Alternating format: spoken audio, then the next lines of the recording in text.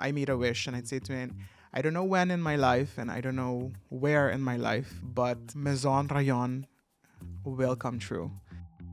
I have very strong ambitions and dreams, or sometimes even like I envision something that I really want. I even give it a name and everything, and then I just like put it on a shelf. This is the train going by, I think. And all these years of preparation, it's finally gonna happen. The three most important traits to have to experience growth in the workplace, it's communication, agility, and collaboration. In Aruba, the community feels that luxury is having really branded items and not luxury in a sense of pieces created with meaning and pieces created with a backstory. I think you should use our local people, collaborate and invest in our local people. That goes to poetry, videography, models, it goes to everything. 3, 2, 1. Hey everyone, I'm Mauro. And I'm Julia, and welcome back to another episode of Self-Making. Nós queremos po sa danki para support ko po sa mostrar stay awoki. Nós espera po sa gusta e two-part episodes ang nós asigo Alicia tambe. Ida prat ko nós something ni 5 episodes a ding technically. E nos episodes na by 2 parts kaba. That only happened to me once in 5 years. Ando abo gumi la pas biya kaba din 5 episodes. It was bound to happen. Yeah. And it's gonna happen again. De passa trove for sure. Pero sa espera po sa gustan ng new season, nos quero bisa danki tamen na nosso sponsor ng Koiman e Ahata. Danki pa do support ko po sa musra nos. Ando nos tá nos best to put quality content out there. Julia, que nos singo nos sabe? Nos tinkonos, Ryon Dijkhoff. Welcome. Hi. Hi. Rayon is a assurance and advisory manager at Grant Thornton. He is the founder and creative director of Maison Ryon. He's also the president of YMCA Aruba and widely recognized on the island as the king of Carnaval. Hi, how are you guys? Good. Thank you so much for being here with us today.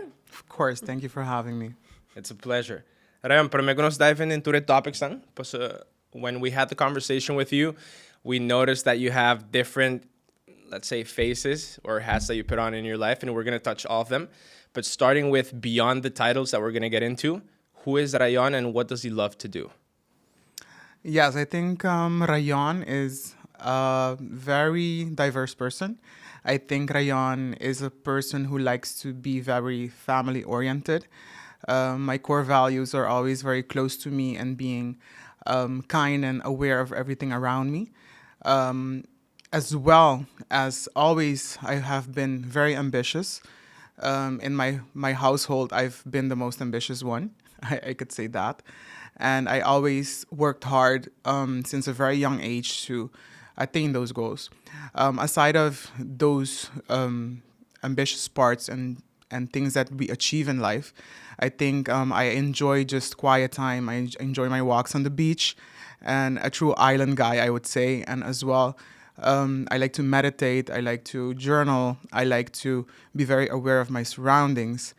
And what helps me a lot as well, who am I, is creating with my mind, with my hands, and also with my thoughts. So I'm a creative in all the 3 spectrums, I think.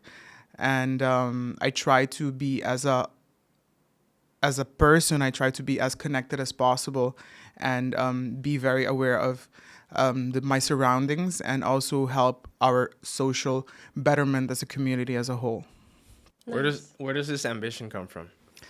I think the ambition comes from a household that was always very humble. And my parents are hardworking people, and I come from a father that used to work at the airport for 25 years in the immigration department. My mother was head of financial administration for a company such as Koiman, your main sponsor from at the time. And then those 2 mixes, and also my father went on and having a business in construction, building houses, etc. on Aruba. And I think that vibe always reigned at home, that we need to work hard for what we want, and also that that example also gave me the strength to be able to achieve my goals.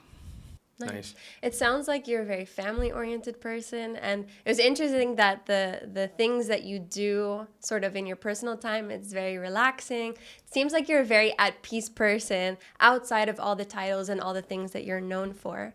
I know in your spirit, like embedded in your spirit, is that sense of carnival. And I know growing up, you were really raised within that, right? Your mom Yes. and dad were very involved. Yes. So growing up, carnival was a big part of me. I remember at the time as a kid, I was really into drawing. So I remember even winning different national competitions about drawing. And I think one thing, and I spoke this with a good friend of mine that has a kid actually a week ago about this, and I told her, your kid started drawing and just see signals, and I think signals that my mother saw at a very young age that I was drawing emotions. So in that sense, I would draw a vase with flowers, but I also would draw them when they were basically not beautiful anymore. They were dying? They were Oh my dying, yeah. gosh. So I would, and that was at 4 years old. So I could already pivot into my creativity, the sense of emotion. And then with carnival, I remember my aunt before I'm the youngest grandkid on my mother's side. In that sense, my aunt had a carnival group in St. Nicholas for 10 years for kids. And that group was always embedded into my family on my mother's side. And then what happened is as well, I think I have the carnival gene from my mother. My mother also went into carnival when she was younger.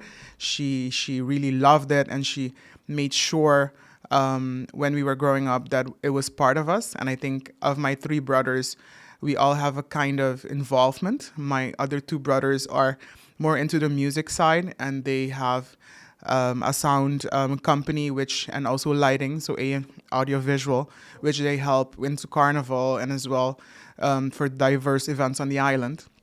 So in that sense, we've always been involved in one way or another. And my sense of creativity for carnival, I think, comes from it's very intrinsic, I think you would say, and it's part of me. And as a kid, when carnival used to come around, I remember I would tell my mom, "Let's go see the costumes. I want to go see the costumes." And my mom was like, "Wait, we're going." But and I was always very excited to see what are the themes. And it was not just about going to carnival. I wanted to know what I was gonna wear, what it was gonna look like, and and basically choose those things. And as a kid, I've been on road pieces. I've been in just masa for kids, and different type of sets of clothing in carnival. And I think it was always a very happy time during my childhood growing up, and linking that back, seeing always my parents supporting me with carnival from that time and up until this carnival. Nice. And you said your siblings are in sound and effects. Are Yeah. they involved? Like, does the family unite at carnival time? Oddly enough, yes.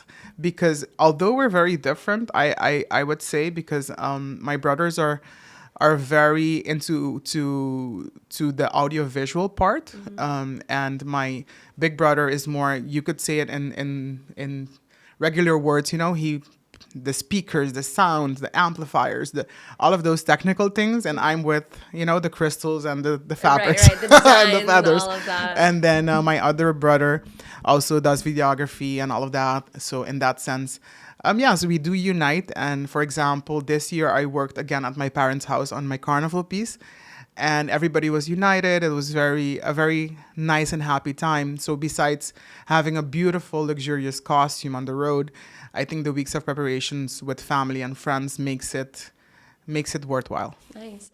I have to say, I never thought about it this way, but carnival is almost like the perfect jumpstart into exploring your creativity, because there are no bounds to it, right? It's all colors.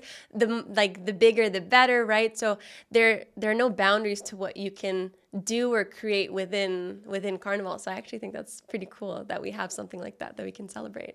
And I know another aspect of you, because I've been following along your journey. Obviously, I met you last year and we worked on a couple of projects together. But you love to travel. Last year, you solo traveled through Australia. Is solo traveling, or traveling in general, sort of, how do you interpret it? Is it more of a means of escape from maybe your daily life, or do you really use it to fuel maybe your passions in your day-to-day? It's indeed, last year I did Australia and New Zealand. It was a 6-week trip. It was solo, and it was I chose for that because usually I have a lot of friends that say, "Hey, I want to go travel with you and let's do it." And I usually do. I do friends traveling, family travels as well. But I had many years without doing a solo travel. And I really needed it. I feel, as you would say, that my soul needed to be alone and I needed to dedicate time to myself. In that sense, I use it to not escape because I don't think I want to escape from my life. I think I use it to regenerate from my life because I do think as human beings and soulful individuals that pour out so much creativity in the world, we need to regenerate. And for me, regenerate is not only traveling, but it's being in nature.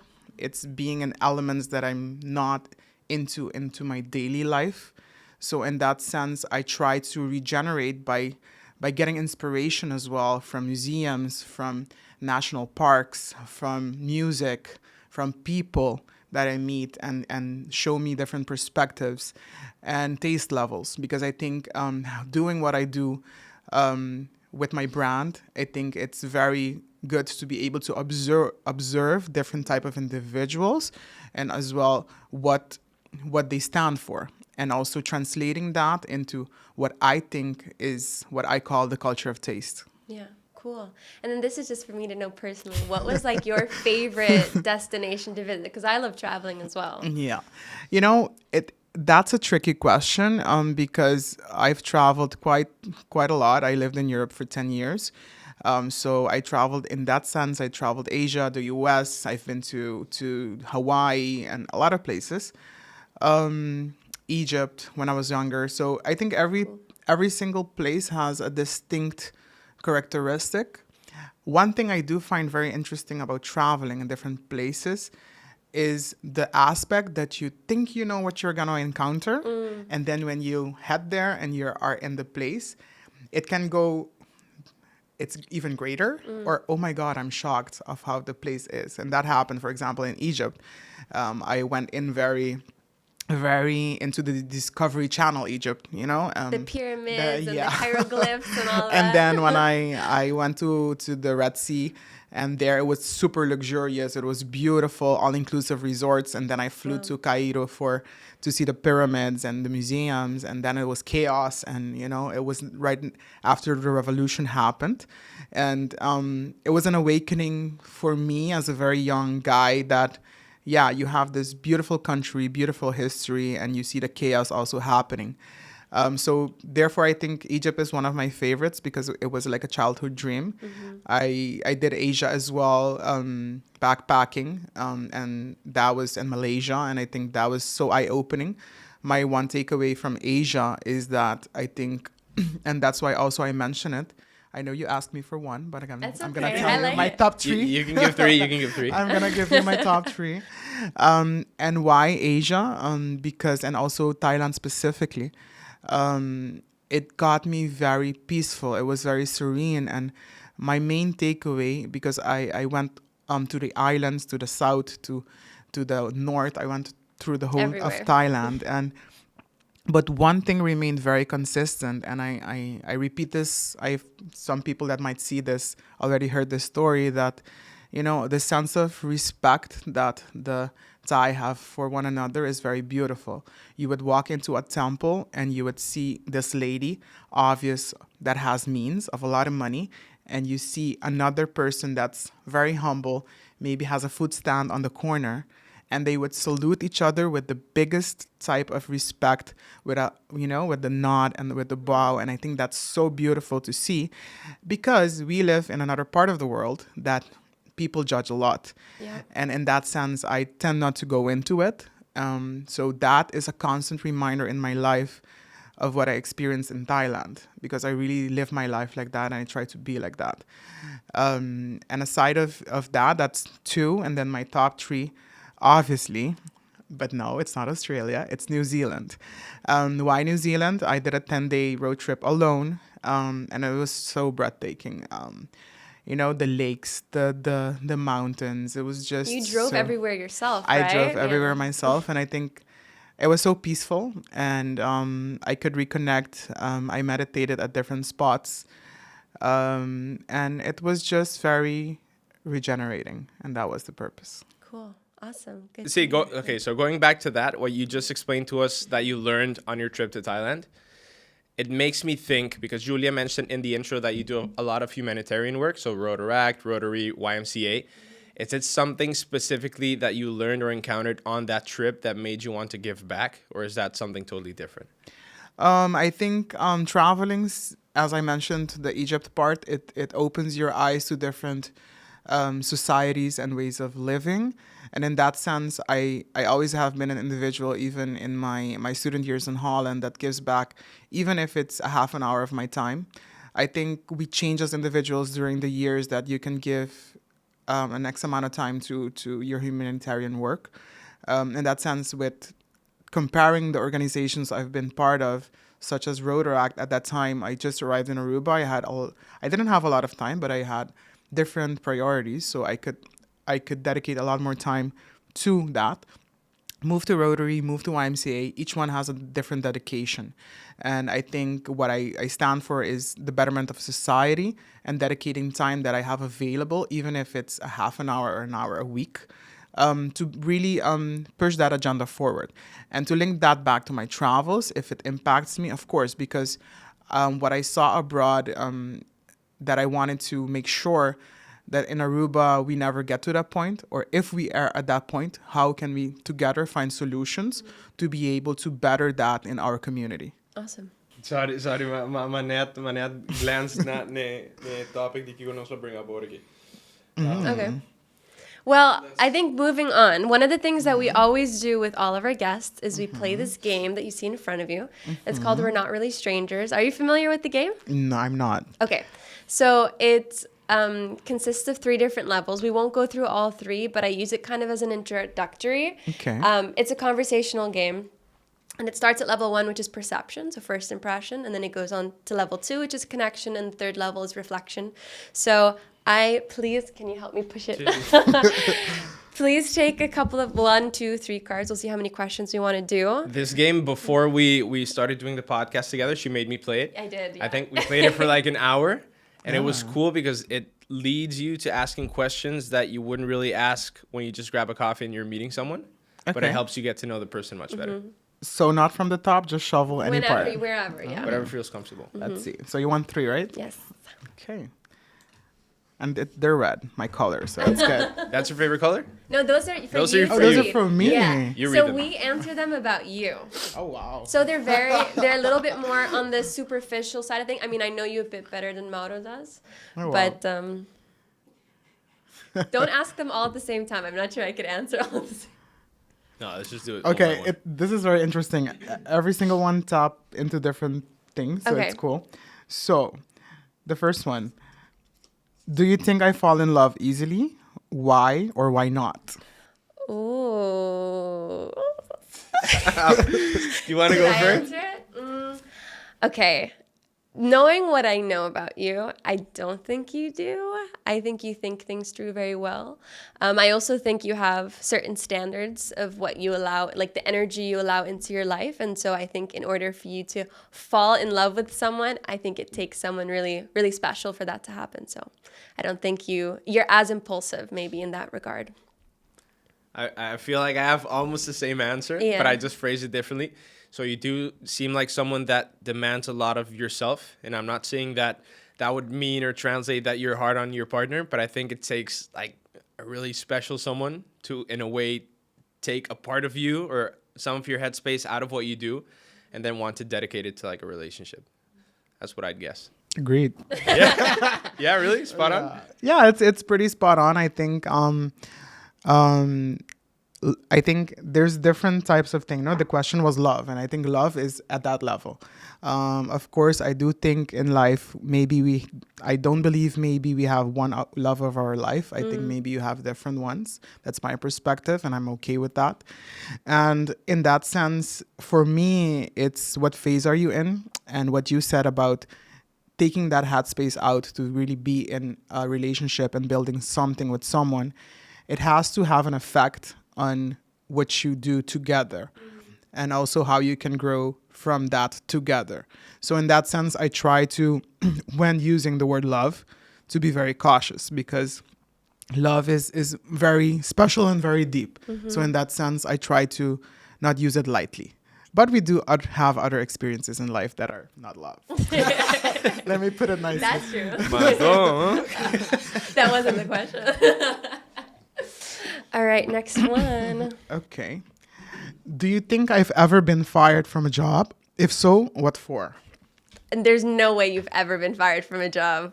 You seem way too responsible to be put in a position where they would fire you. If anything, You would quit. would quit. Yeah. If you didn't If anything, agree you'd with quit. like the standards of work or the way they were operating things and it was stressing you out, you'd probably be like, I'm tapping out. This is not for me. That's what I think. I agree. If Correct. anything, even if it happens that they were to fire you, I think you'd quit before. But I think Correct. it'd be Yeah. very hard for them to fire you. Agreed. Spot on. So, do I look kind? Explain. Yeah, you do. It's your eyes. Because you seem like you're always smiling with your eyes. And the way you look at people, it seems very warm and genuine. He's like, I agree. No. I half agree. Let's put it that way. Okay. Why? Tell me. So before I met you, for sure, your appearance. So when I see you from afar, you definitely look kind. Then we got to have a conversation with you last time. Not saying you're not kind, but Tread carefully. No, yeah. I just, since I do recognize some things, I think in your behavior that maybe I have in myself or I know in other people, you're someone that seems to be like very analytical, and I think that personality type or trait is something that some people don't take it in a kind way, or they might feel like they're being observed or judged, whereas you're just someone that's very observant, you know? So it might come Good. off as you might be judgmental, but you're just an observant person, I think. Yeah, links back to my profession. Very good. True. We walked away from the meeting with you the other day. I'm like, did you feel like we just got observed like that of each other? Yeah. But not yeah. in a bad way, but just, when you feel like someone's seeing through you a little bit, we had that with Oh, you. wow. Yeah. Okay. That's good to know. In a good way, of course. No, Yeah. okay. No, I totally, and yeah, good answers. Good answers. I like them. Nice. Did you like the Nice game? game. I did. Thank you. I did. It was very nice. It's like a bit of an icebreaker almost, I'd say, right? Jumping into the person, but this is another side of maybe Rayon that maybe people don't necessarily know. Like, I'm not going to ask a guest on and be like, oh, so do you fall in love easily? No, That would be a that's little- awkward. That's awkward. But the cards asked it, so it's okay. You know, So- a friend of mine that we did like a test episode with advised us to like order many of these games and then just Hand give them them out. out as a gift to each and every single Oh, guest. that's nice. So it's something we might try to do in the future. Good. Definitely. Put me on the list. Yeah, absolutely. We'll send it to our past Yeah, guests. good, Maybe we'll good, get more good. Just sponsorships. yeah, exactly. So moving into more the business side of things, you graduated with a master's in accountancy and control at the University of Amsterdam, and you've currently been working at Grant Thornton, Aruba for the past 10 years. So maybe for people unfamiliar with your line of work, could you sort of break it down in some simple terms? Yes. In that sense, I did my studies in the Netherlands, in Aruba. I also did APE unit economy. I think that's very important to mention because I think that's a great school in Aruba. So people that usually take the HAVO route, you can also do it the other route. So I think there's a lot of students nowadays that do the EPB route, APE route, and then go beyond. That's In my cool to case, it know. was MAVO and then API and then Holland in that sense for my bachelor's and my master's. So just for those students watching us, you can take that route too. So I just always want to educate on that part. And I think APE is a really great school. Aside of that, indeed, my profession is basically me together with my team at Grant Thornton. We do financial statement audits. What does that mean? If you are an entity and you need to report to banks, you need to have figures to make decisions. That's why a financial statement is being prepared. It's how much cash you have in your bank, how much debt you have, how much you owe to people, how much inventory you have in monetary values. And there's a lot of different more complex things that I will not get into.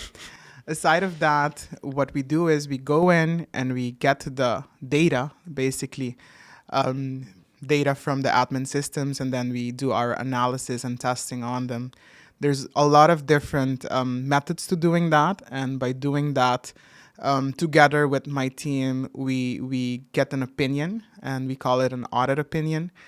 You can get a clean opinion. That means that for a materiality level that we work with, a materiality level means that we don't see errors below that value. For example, 2 million, 4 million below that, we don't see it. Or do we see it? We report it up until a certain amount. That means that the users of these financial statements can make sure that if we issue an independent audit opinion on an entity, that someone from outside went in, checked not only the figures, but also the internal controls, the processes within the company to ensure that the business can operate well, and also that the risks are mitigated for the financials to be as fair presented as possible. So yeah, there's no way to say that in really simple terms. Okay, So fair. I am aware of that. So, like, for instance, for someone like me, I feel economics was the only subject I failed in high school, and I'm not that great in numbers either. So, how I'm understanding it is you basically come in as a neutral third party, and you make sure that a company or an entity is not unnecessarily maybe spending money or losing money in any way, shape, or form, and that they're keeping to the rules and laws of their industry, maybe? Not necessarily. It is a good. No, it is. I failed It is again. no. It is like didn't wanna 50% say it. correct. It is 50% correct. We are an independent party coming in, but it's not necessary to see if they're spending it right, because we don't come in and say to How to any spend. management, hey, you're doing it wrong in the sense of spending or how they budget their money. What we do come in and see is that, for example, in auditing, there's something called a provision where you save up and you put a cost through many years to be able to hit your expenditures not in 1 year. But then there's a lot of complex calculations and percentages and methods and things you would need to take into account to be able to get to that calculation. So those things, we benchmark them with international calculation standards. Every year these get updated. You can imagine pension funds as well. Pension funds that invest to get money to be able to provide more pension in the future to the ones that are paying now. We have to check, okay, are they doing investments that make sense? And we cannot make the investments decisions for them, but we can check if it's healthy for the Right. business. So I'm curious. I know the companies hire you, so there's client confidentiality in that. But is there ever a point where there are so many red flags, maybe with the client that you're dealing with, that you're like, I need to pull the bell because they're clearly misusing funds or doing something that goes against maybe what the clients think, like the integrity of? Yeah, of course. What I just said, and it's really important, we are not hired by management, we are hired by supervisory boards. Got it. So we are independent of whatever we do. We do report on different aspects. Our how do you say it? Our standards say to us that if any incompliance with the law, any fraud cases, anything that we come through, we need to investigate and we need to report on, and that's what we usually do. And you Okay. can imagine it's very confidential and also private information, and that's why it's something that I take very seriously when it comes to my job. Yeah. And in that sense, we try to say to our clients in these cases, be very communicative with the supervisory boards and what's Just going open on in and the entities, transparent, yeah. and we need to report it. Yeah. So whatever it is, we do report it. And I think in these cases, what also is a possibility, I told you guys about a clean opinion. That means that an entity is operating well. You have different types of opinions, and you also have an opinion that's not clean. So we say, in Dutch, it's niet goedkeurend, maar een afkeurende verklaring. So Yeah. we say, hey, how we audit it, we cannot say that these figures are fairly presented. Got it. So then the users of the financial statements, yeah, they can basically say that an independent party came in and that's their opinion. That is not maybe the reality, but that's our conclusion. So that's our conclusion, then we come to, And also you have different types of opinion that also limit you. For example, a disclaimer. A disclaimer of opinion means that, for example, if you have a financial statement, for the ones who like economics watching this, because I know maybe you're falling asleep, but you have, for example, in a financial statements, cash, accounts receivable, accounts payable, and maybe in accounts payable, there's a material error. So then we can say, we submit a clean opinion on the financial statements, with the exception of accounts payable, because in there we cannot get audit evidence, we cannot assure ourselves that it doesn't contain material errors. So there's different types, and I can go on, and it's I feel you like know, we should it's have put like a whiteboard behind you and you just like mark it would be out. fun. I mean, that's one of my Like this my graph. yeah. I do that with my assistants. We have whiteboards all over the office.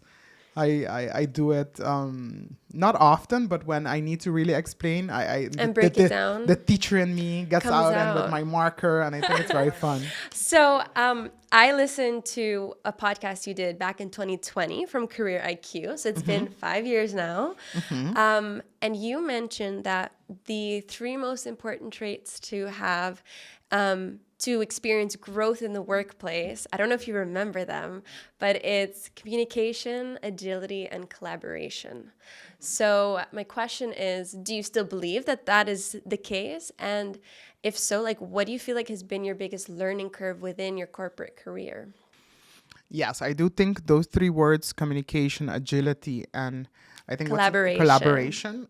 Yes, I do think, but I think I would add 2, 5 years after. I think responsibility, taking accountability for whatever you're doing is very important. And also technical development. So technical development within your field.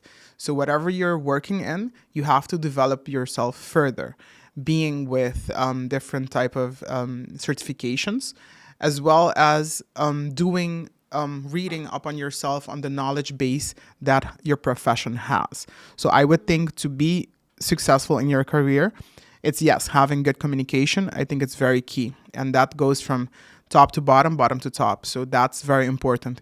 Then we have agility. In this spectrum, and I think in our day and age, we need to be very agile in the sense that we have to be able to mold to situations, timeframes, and deadlines. And in that sense, in my industry, more than anything, we need to really be agile in with our clients, understand for them, to be able to cater to them as better as possible, and also to move forward. Then also the responsibility side is taking accountability, as I just said, and really making the work as qualitative as possible, and basically something you're proud of, that you can say, I audited this so well, and I think the quality is up to par, and it's great. So in that sense, I think owning up to that is really important. And that goes hand in hand then with the technical knowledge development, because I think as you grow in any career, in career path, you need to be able to deepen yourself in every situation and also profession to be able to become, I wouldn't say an expert, but to become more experienced in your field. Nice. And what would you say your biggest learning curve was within your corporate career? My biggest learning curve, biggest learning curve. Because these traits that I mentioned, I think I possess them very naturally. I think then the one that I always needed to get better at is the technical knowledge. I was always good, of course. I have my certifications, I have my diplomas and everything. But the career path always changes, it develops. International standards change. It's just like the law. So it changes, and you have cases that come up, different things that change, so you need to be current. So you need to know what's current, what are the updates, to be able to, again, cater to your clients to the best of the way possible. So in that time, my biggest learning curve from the day I entered into the organization up until today, and I continue to develop my technical knowledge every single day. I think we can never stop learning, either for our profession or in life. So in that sense, my biggest learning curve might be my technical skills and my technical knowledge. Nice. Let's dive into the creative part. Right? Let's pivot. So, Rayon, you founded Maison Ryon in June 2021, correct? June 2021, yes. By the way, Julia taught me how to say that day because when I met her the first time, before we even decided to have you on as a guest, she was saying Maison Ryon, and then it sounded so exotic. what is And that? I always thought it was Maison Ryon. Maison No, And you know, and you then don't. I even made fun of her, for Maison Ryon. Yeah. Pero sí, now I respect it for sure. Yeah. So let's start by telling us a story behind the name, please. Yeah, I think that's really important because I have even up until today, when I work with people, they think my name is Mason. That's what I thought. So everybody thinks Rayon is not my name, but Mason is my name. So sometimes when I speak to even vendors abroad, fabric vendors, they're like, "Hi, Mason." I'm like, Great house. "Hi, yeah." So in Do you that play along sense, with it, or do you cut them off? sometimes I do because I don't have the energy, to be honest. When it's abroad, when it's local, I make sure I correct people. But I totally understand it, and it's when you do something that's not usual on island, and it doesn't help that Mason was a popular name in the last few years. True. So and it sounds like it, and in that sense, yeah, the story behind the name, I think it's a very cheesy one actually, but I'm gonna tell it. When I was 17 and I lived in Aruba still, I traveled to Holland to see where I would live when I turned 18 and went to college. In that sense, I went for a summer and I went to different cities to be able to see the schools and also to see where I would establish myself. In that sense, at the time, I had a cousin who was studying already in Amsterdam as well. And my aunt and my uncle came to visit him. And then I was like fresh in Europe. I've never been. So in that sense, my aunt was like, "Hey, we're doing a road trip to Paris. So are you gonna go?" I'm like, "Of course I'm gonna go." Why And not? we're like squeezed in the car like this and we're going to Paris. And it was also a dream of mine to visit Paris, of course, as cheesy as it sounds. And then we went for a weekend. It was very beautiful. I spent now with both my uncle and my aunt have passed away. One of my pieces of my collections is named after her, Trina. And also a fun anecdote, that's the best-selling piece of my collection from Really? last year. So in that sense, she took me to Paris that first time. And I was with my cousins and everything. And we had a great trip. We went to museums. We walked around, saw everything. And I remember we were in front of the Eiffel Tower at night. Again, very cheesy. And then the sparkling lights came on. And I had a day walking around seeing fashion houses that you only dream of if you're from Aruba. And I was educated as well of Maison, are the fashion houses. So you had Maison Valentino, Maison Margiela, Maison, House of Chanel, all of these houses from France and beyond. And I was there and I was like, by that time I already knew I was going to study accountancy and control. And I said to myself, at that time, I made a wish and I'd say to him, I don't know when in my life and I don't know where in my life, but Maison Ryon will come true. And here I am. Damn. It wasn't cheesy for me. I thought it was No, cool. I thought it was super cute. Yeah. So that's the story behind the name. And it means the house of Rayon. And how I translate it is it's the house of all my ideas. So it can range from carnival to fashion to audiovisual. It's my poetry. So it's a range of things. And I see it as the house of all my ideas. And then what actually led you to start the brand in 2021? In 2021, it started because actually I voiced it to a good friend of mine, Kimberly Waver, and she has Zaza Designs. Currently, she's living in Holland, but at the time she was living on island, and I respected her a lot, and I got to know her via a mutual friend. And in pandemic times, we used to go a lot to the beach, and you didn't have much to do, so you talked about every single topic. And she spoke to me about wanting a menswear line for Zaza Designs. And she knew that I had good taste, but I never talk about it. And I never talk about what I can create, but she knew it because she saw how I managed myself. She saw it from my carnival pieces that I can create. So she knew that I had it in me. And one of those beach sessions we talked about, I told her, no, one day I mentioned what I just told you guys to her, that one day it would happen. And then she was after me after a year. She was like, no, we should do men's bracelets for Zaza Designs. And for me, it was really, really a topic that I didn't want to get into, because in the sense that I focused on my career and my studies for many years.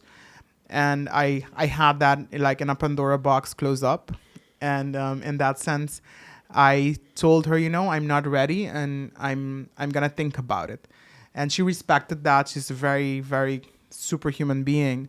And then Father's Day was coming around in 2021. So we were 2020 and pandemic, right? So 2021, Father's Day was coming around. And I think it was 3 months before Father's Day. She came to me again. And of course, we would hang. So I would see her in the meantime. But she never brought it up again. And then she brought it up. She was like, do you want to do it? And I thought about it. And I said no like 3 times. And then the 4th time we saw each other again within that month, I told her, okay, let's do it. But we're going to do it how both of us see it happening. So you want a men's line for your brand. I want to launch my brand. And it has to have meaning. So you were committed. Mm. You're not just going to do it as a one-time collab. No, I didn't want to do it to make money. I didn't want to do it. I said to myself, if I'm going to do it, bring out Maison Ryon, it has to have the impact I always envisioned it to have. So, and that's what I did. It's funny listening to you, because you talked about where the name came from back when you were 17. And here you are, 2021. How old were you then? 2021? That's 4 years ago. It's 31. Yeah. So what is that? 15 years later? Mm-hmm. Yeah, then 15 years later. Hey, math. Wow. Thank you. You're here, so you Yeah. No, so what I was going to say was, so you, like you said, you kept it in this Pandora box. Mm-hmm. You had this vision as a 17-year-old. And then all of a sudden she comes along after the 4th try, no less, that she convinced you. Yeah. But how her asking you, like, sort of, the Biaha opened the Pandora's box? Is that what I'm understanding from that? I think it's different things. I think it was the aspect that I knew that, for example, the pandemic also, we didn't have a carnival, right? So normally carnival was like my way of exposing all my creativity. And I didn't have it. So the creativity was bunched up. So it was like inside of me. And with carnival, I could have exposed it every year. So in that sense, I think that's one of the reasons I caved, because I had it like, and then the other reason, I feel like I was at a point in my career that I was very stable.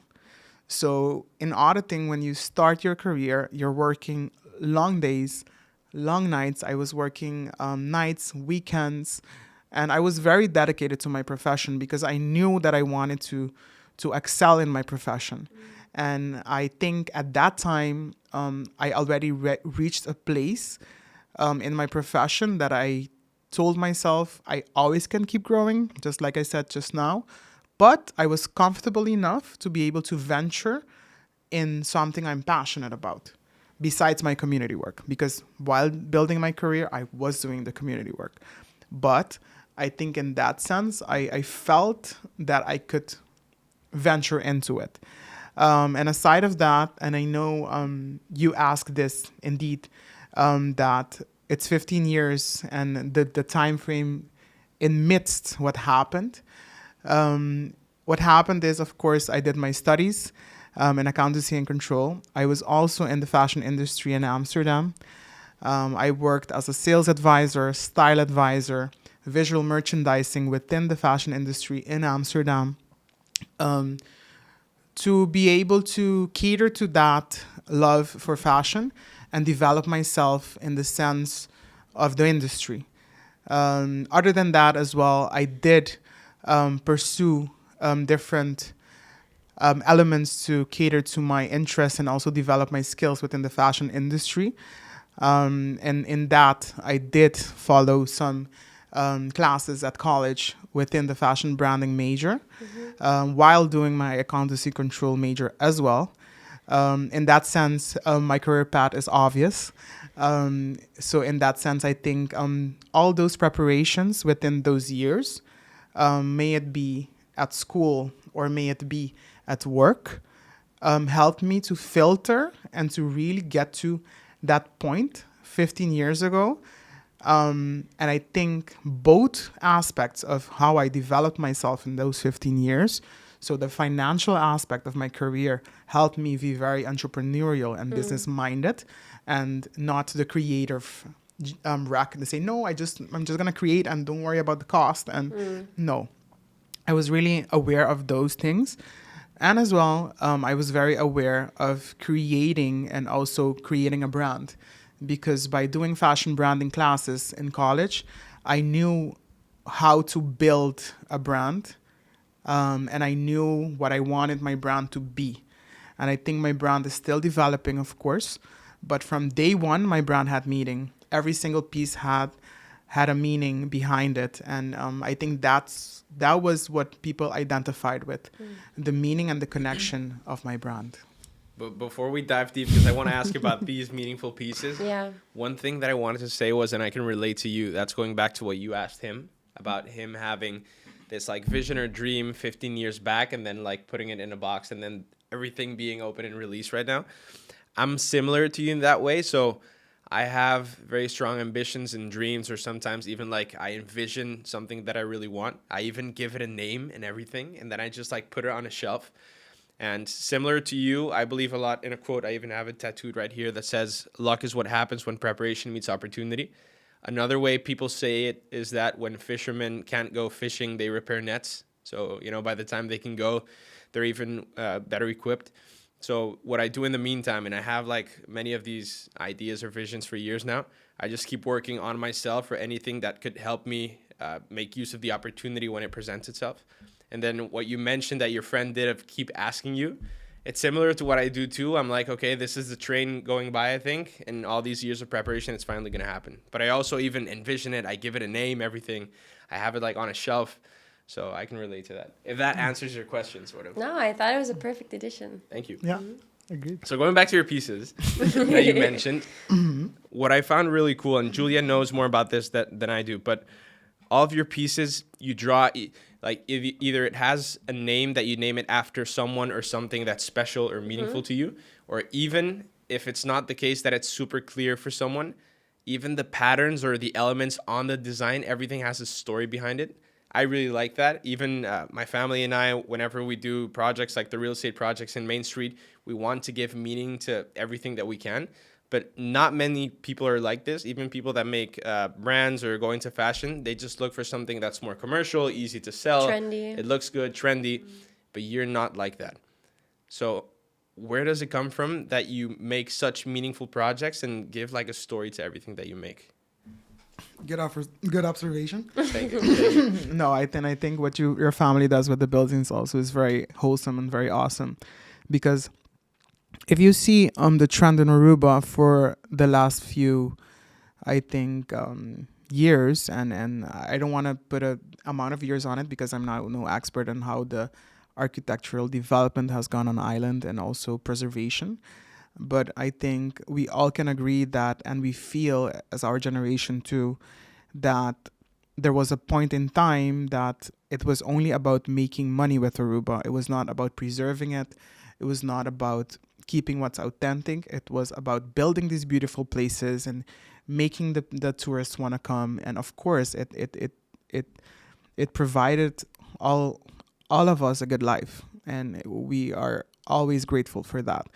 But as well, there was a management in place, and that's my perspective. It doesn't need to be everybody's opinion, that didn't really protect and preserve what is ours. In that sense, what your family does and what every single organization, may it be for for a stichting or not that preserves Aruba in any form or way. I think these people are the real heroes of our island because we want to remain authentic and we want to remain true to our core island. And in that sense, when starting Maison Ryon, I knew that I wanted to create something that is of Aruba while having that edge of meaning and the element of luxury. Why? Using the words luxury is difficult because coming from an island that sells luxury, you would think that our people would easily venture into luxury.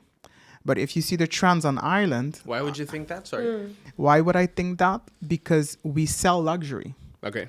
We So sell Aruba's a luxury product in Like and a of itself, destination. as a destination. But if you see our local entrepreneurs, and I'm not seeing now, I'm seeing years ago. Now you see a slow increase in that, in different types of services, in different types of products. But years ago, you would see the Aruban would do more simple or mainstream things, I would call them. They would do not, and there were exceptions. I don't want to say it's everyone. So I would just say the scalability of that was less. So in my perspective, again, this is my perspective, is that we needed to really boost our protect and preserve. And that goes from our flora and fauna to our buildings to our heritage, our cultura, our customs, and everything that our traditions, everything that we do. So we needed to, and you see that it's being done right now. People are really into that and really keeping it. But we had a period that I thought it was dying, basically. So in that sense, when Maison Ryon came along, I knew that I wanted to create pieces with meaning. So when I started, for example, with Zaza Designs, I called it, that collection was the Aruban Traveler collection. That was places around the world to inspire people to travel and amplify their knowledge and their spirit with whatever the world has to offer. And after that, we had a Festeja collection that celebrated the end of year season, of which your sister was on that campaign at the time, and still is on my new campaign. In that sense, that was the link. But then, why Aruba? Why a meaning? For example, I think, for example, when I started with jewelry is very personal. Someone is not gonna wear jewelry, in my perspective, and put it on their body if they don't feel connected to it. Then, when I started to do clothing, I transmitted that same thing, but with a different objective. With jewelry, it had a meaning behind itself. For example, I have these rings on. For example, black onyx ring, you can get it at any jewelry store. But of course, I made my design, and this for me means power. However you want to wear it in the morning, you put it on your finger, and you can say, I have the power to do whatever I want with this day and use my energy to do it. And all of these have a meaning: passion, strength. And for example, every single one has a meaning. Then I developed as well the Herencia collection, which is our Indian pictographs that were pretty much forgotten about by a lot of people. And a lot of people don't know that we have about 450 drawings that was left behind by our ancestors. And in that sense, I made sure to be able to bring them in a light that's very modern, very wearable, and also very luxurious. And in that sense, all of these things then heading to fabric design, because all of my collections that I have brought out from clothing up until today, the fabrics are designed and manipulated fully by me. They're not fabric that are bought. You cannot buy them in any fabric store around the world. They're specifically made with these Aruban identity and symbols. So in that sense, to link back your question, why this? I know it's a very long answer. Thank you for listening. But it's as well to preserve what is ours and also to have our identity ingrained in fashion pieces. Also, I wanted to maybe in papiamento to take things that are perceived as by maybe some people as chapo, as old-fashioned, as not on trend, as, oh my God, no, that flower is in my grandma's garden, it's not cool. You know, that Indian pictograph, yeah, I see it when I go to Arikok, but I'm not going to wear it on my body. You know, so these things I wanted to transform into luxurious pieces and basically make people want them. And it's not the easiest because, as you mentioned, a lot of brands don't care about these things. And these are important brands sold on island and as well created on island. We have more and more creatives that are focusing on this element as well, which I think is great because I think it's not only me. We should be more people doing this in different type of venues. And there are, and I really admire them. And I think we will talk about them later. And in that sense, the reason behind it is that we need to appreciate what is ours and really make sure that whatever is luxury that we're selling as a destination, that we really can pivot it into what we offer and bring out the best in our people to create things not only for us, but also to be able to one day provide these products as an export product and show the world Aruba is more. And I think that's the aim. Beautiful. Yeah, Is that what you're wearing, by the way? Yeah, I'm wearing one of his necklaces. Yeah, it's gorgeous. And I thought for Just Ocho Di Mat, which is when we're filming, by the way. Happy Patriotic Day. Is that yours too? Yeah, Yeah, this is of mine as well. I want one now. Damn. Yeah. I don't have one. Yeah, this is the star on our flag, and this is, I call it identidad. It's our identity. So, and full descriptions are on my website. And this is one of the drawings, right? One of the Indian drawings, and that one I work together with Rosabel Ilis. Cool. I collaborate with poets as well on island, and she is the one that writes all the poetry for the pictograph lines. For example, for the scarves, I do it myself. But then for the Herencia line, I started with Rosabel and I keep working with her on the pendant meanings. And we sit together and then I tell her, like, we brainstorm and I tell her, you know, when I see this drawing, this is my interpretation. Did she write the poem that was spoken during Aruba Fashion Week? Yes. The introduction? All of them. It was Rosa gorgeous. awesome. You have to Yeah, look it she's up great. online. She's Really? great. Like, because I obviously, I opened the show and like, I remember listening to it and I'm like, oh, this is so beautiful. Yes, no, Rosabel. It really tied everything together. And you know, and that's what collaborating, again, we spoke about it on my line of work, but I collaborate with different artists because I think you should use our local people and collaborate and invest in our local people. And that goes to poetry, videography, models, it goes to everything. And I think that's also a subject that I really like, that, for example, my clothing is tailored and sewn in Aruba. So it's stimulating a circular economy. Right. So in that sense, we will get to that as well. But I think Rosabel has such a great talent. I have always been a fan of hers.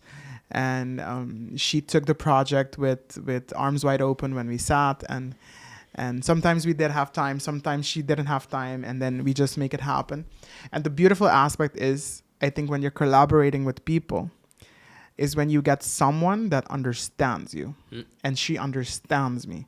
Because I can be very creative and I can be very inclined to have meaning to my pieces, but she helped me to translate whatever words I use and whatever elements I see in my designs into concepts, into, for example, Julia's pendant is called Essencia. Essencia is your essence. So you want to wear your essence on your body. That's the way she collaborates with you. Yeah. So then Essencia has also a phrase. And then how the Herencia line works, it's like this. So Herencia, for example, the first launch had 4 pictographs. Each pictograph has a name and a phrase. And those 4 phrases form the poem for that collection. So it's a integrated story that With tells each piece. with each, so one poem is each piece that flows into the other. And then that was done for both Herencia collections, and it was done for the Memoria Jardín collection at Fashion Week, but that was about the print As a whole. and also correct. my backstory Yeah. of the gardens in my childhood. So when we talk about Maison Ryon, it is a luxury brand. You consider it to be so. I do as well. But I think it's important to note first and define what it means for something to be considered luxury. Yes, for me, luxury entails something that is created, as well as the fair trade practices it's made in, from being high quality in its design, in its manufacturing process, as well as having a clear meaning and a definition of a high standard product. So that for me, I think is luxury. Awesome. Yeah, so I also looked up a little bit. I did a little research of what it means to be luxury, and they brought up a couple of points that I do think you mentioned already. So we talk about things being handcrafted, unique pieces, exclusivity and scarcity, right? Not everyone is able to own maybe a piece of it, not just necessarily because it's expensive, but that it's limited quantity, right? So one of the things that, for instance, Hermes does really well with their Birkin bags is they create this like really exclusive image of owning a Birkin bag. Like you end up on a wait list. And so anyway, so the idea of they dish out like tens of thousands of dollars to own one of those bags. I actually know. You know about it, right? Exceptional quality, like you say, is another one. Not just in the production, but also the materials that are used. And like you say, sustainable practices, making sure that, you know, in contrast to fast fashion, where the circumstances in which items are created are as low cost as possible. And so that comes at a cost to the workers. Brand heritage and storytelling is actually another marker of luxury, which, you know, we went into detail previously about, you know, what Maison Ryon and all the intention and effort and thought put behind each and every piece. And actually, elevated customer experience is also something that's considered luxury, right? So Yes. really feeling like this one-on-one customer service when you walk into a store and you're being offered a product. The product in and of itself encompasses also customer service and how you're being treated and wanting to go back. Yes. So, yeah. Oh, and cultural and social status too, right? At a certain point, an item becomes like a symbol. Like you see the LV symbol somewhere and you're like, oh, that person, that's luxury. I beg to differ maybe, but.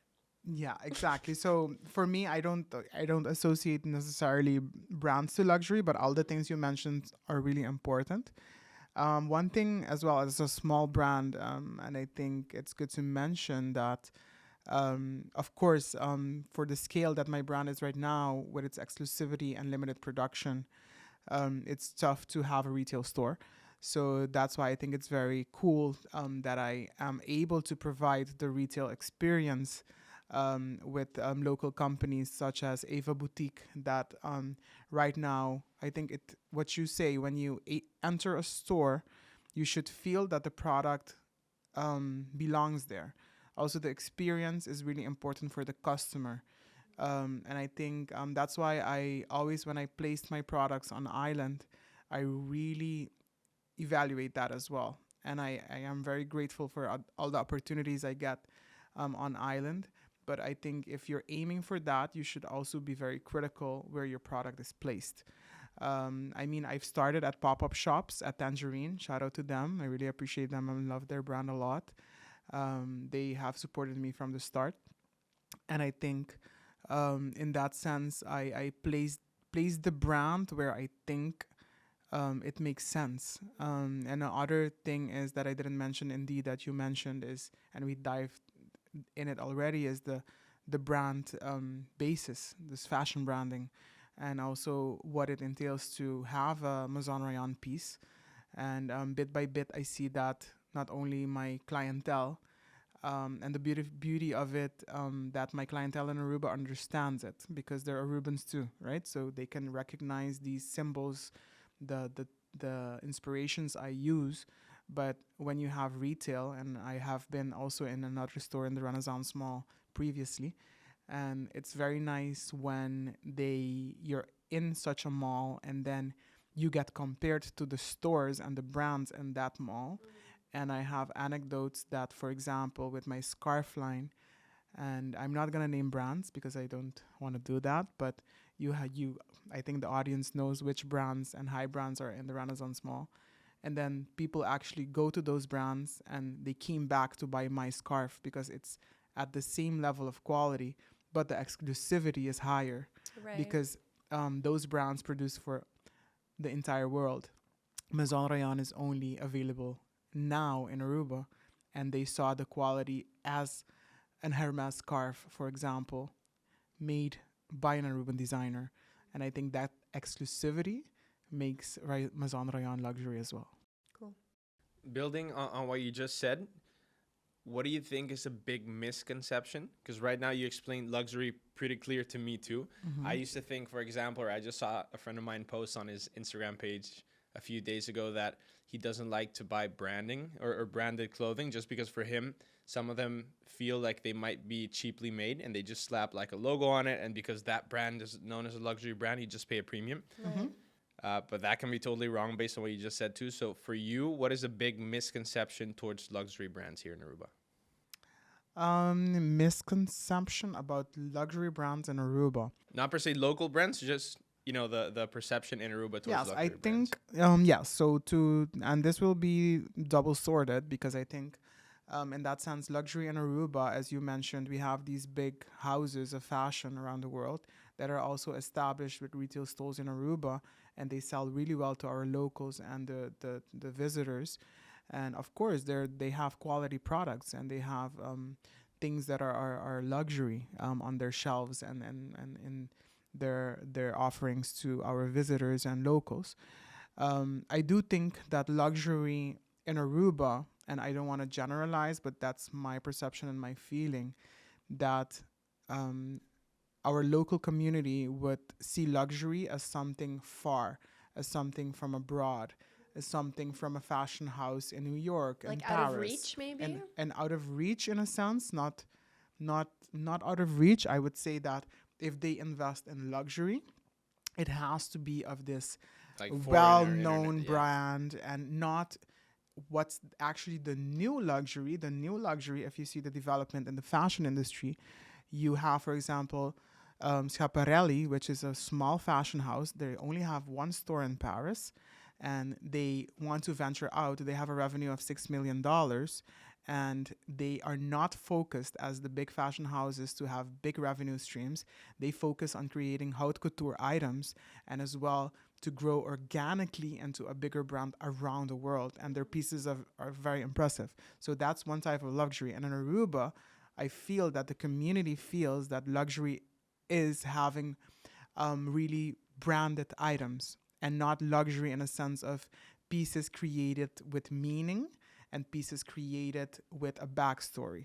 So what I feel is what you just explained to me about your friend and the post that you mentioned is that conception of branding is very ingrained in luxury on island mentality. Rather, I do think there are people that know the difference, but that's not in the majority. And that education is also what I want to do with Maison Ryon. So I want to educate people that, for example, with my fabric creation, that, for example, of Memoria Jardín, the last collection presented, we are using a distinct form of fabric creation to create a unique item with our local flowers, such as the Trinitaria, the Flamboyant, the Calquijel, and the Trupial, and you name it, whatever is on the print, and creating luxury that's not screaming a logo. Of course, I have my branding. Of course, I have my emblem. For example, in a collaboration that I did with Arital, a local t-shirt brand, we have the logo in the back, but not on the first design, on the second design, because I told them when I wanted to come out with the first design, I don't want no branding. So I do make conscious decisions. You do have to use your branding in certain things. My jewelries are laser marked with Maison Ryon as well, but not in your face. So in that sense, that misconception of luxury, I hope I can be part of a movement to educate people that luxury is not a logo. Luxury is the creation and the meaning of what is being created for you to wear. Okay, I love that. I hearing you talk about that because my perception was that maybe people on Aruba, the mindset on Aruba is that they can appreciate luxury, but they might not be willing to pay for it. But I do think, to your point as well, a lot of times the value is in the name. And a lot of times you wear these big brands more to peacock towards other people than maybe because you really love something specific about the brand. So you really have a bit of this like overhyping of certain brands. But let's go into a little bit of what you explained in like the true cost of luxury and what gets put into it.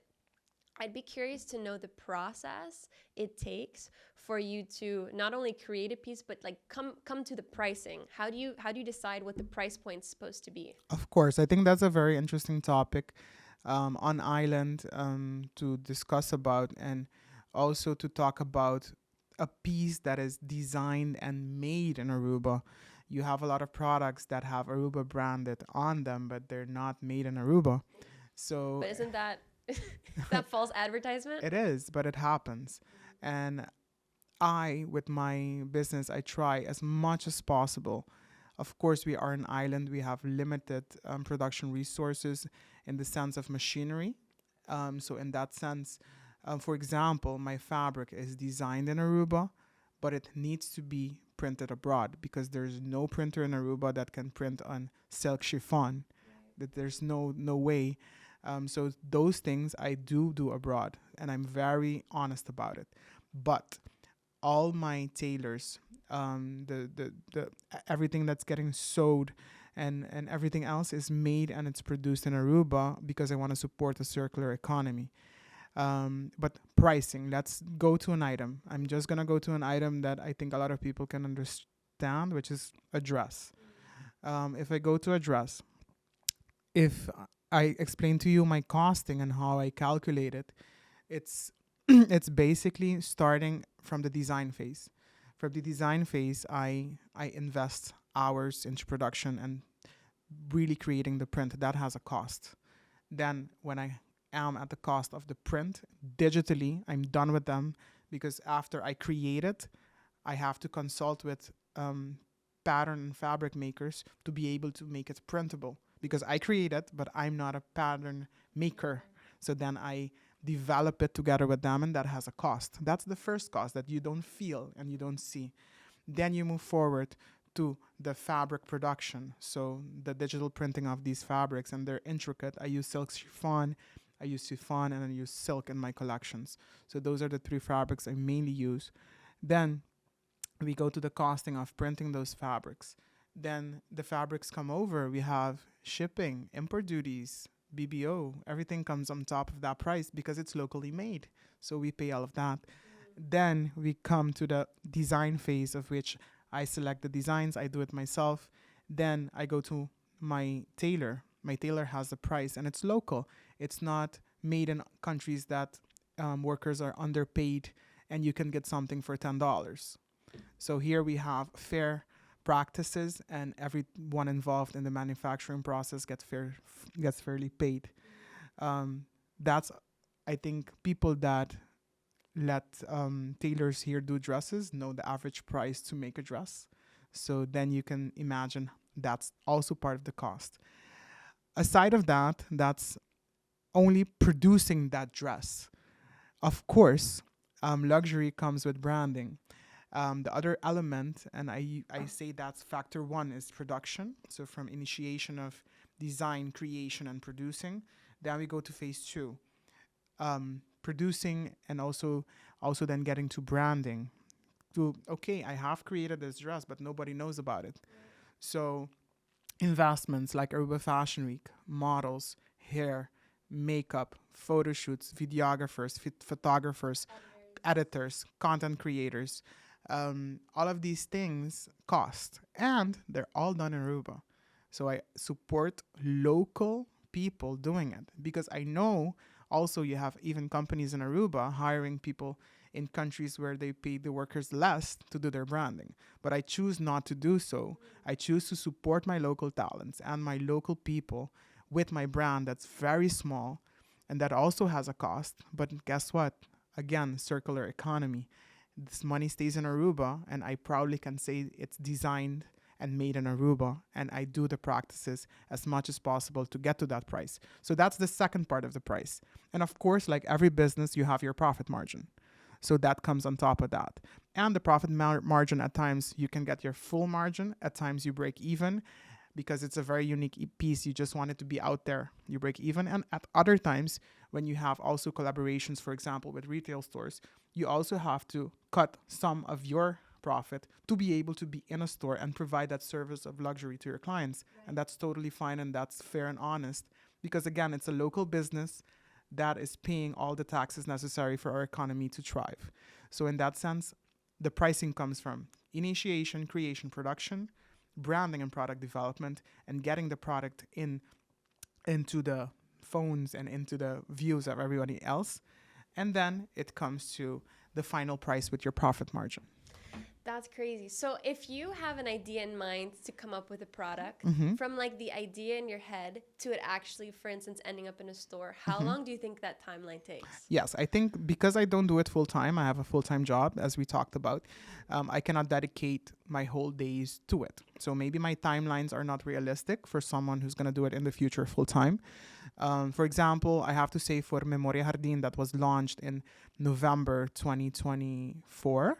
At Aruba Fashion Week, I started the process in March 2024. So that means, I think, 6 to 7 months in advance, I started to create the print. And then after that, all of these steps that I mentioned for this dress came about.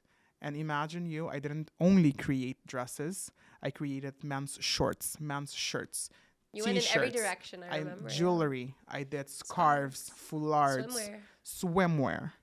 And I think people don't realize it, but this is a complete line, and it's a complete set of products from a very small brand with a lot of intention and local, authentic, sophisticated inspiration.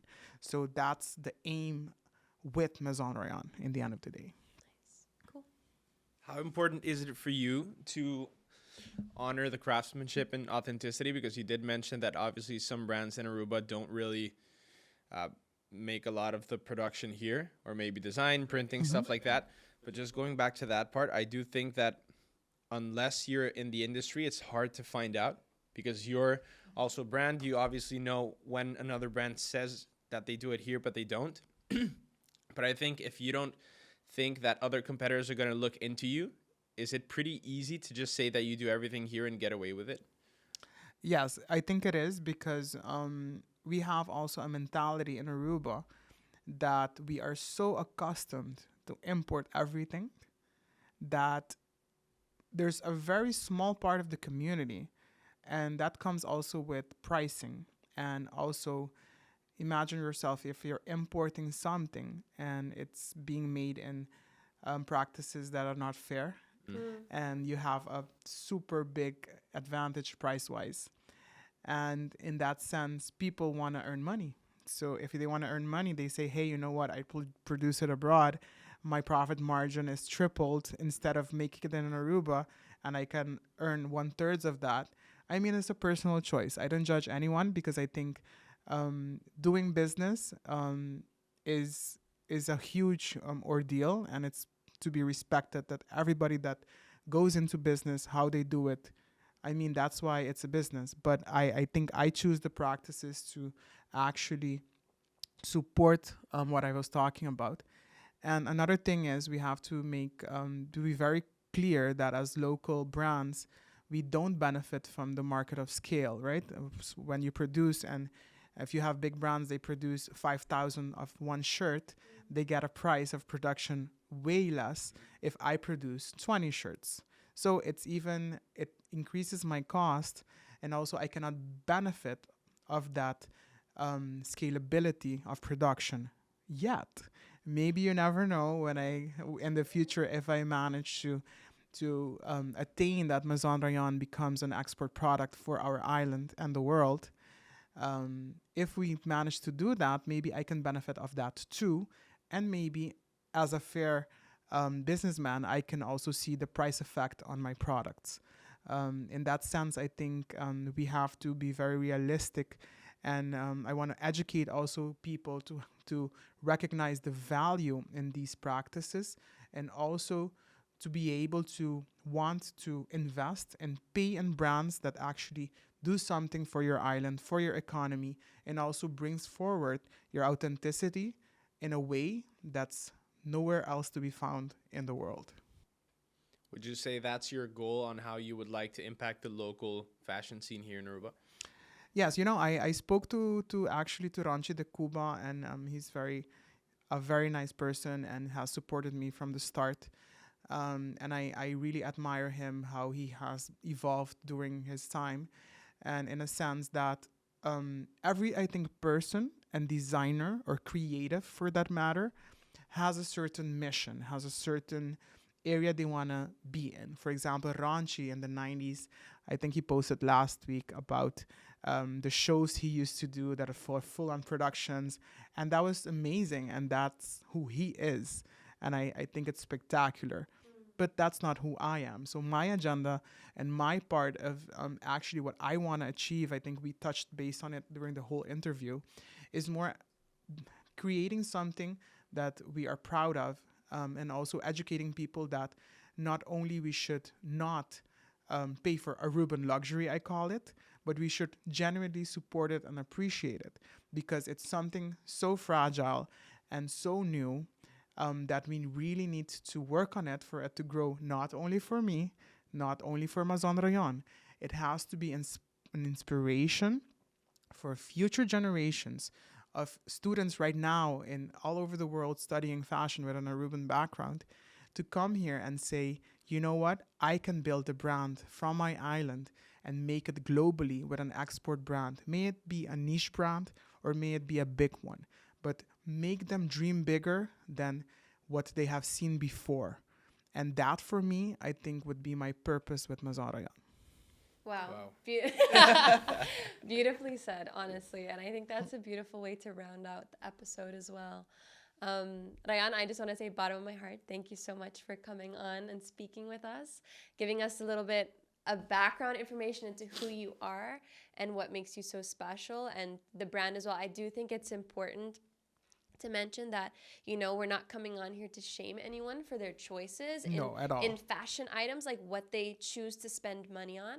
But I think sometimes it's important to have eye-opening conversations in how much effort gets put into these price points, right? People, that's the first thing people see. They're like, oh my God, it's too expensive. They check the price tag. Like when I shop with my mom, I pick out what I think is pretty and what I like, and she'll go to the price tag. And I think that's just how we're ingrained. But it's okay. That's normal. Yeah.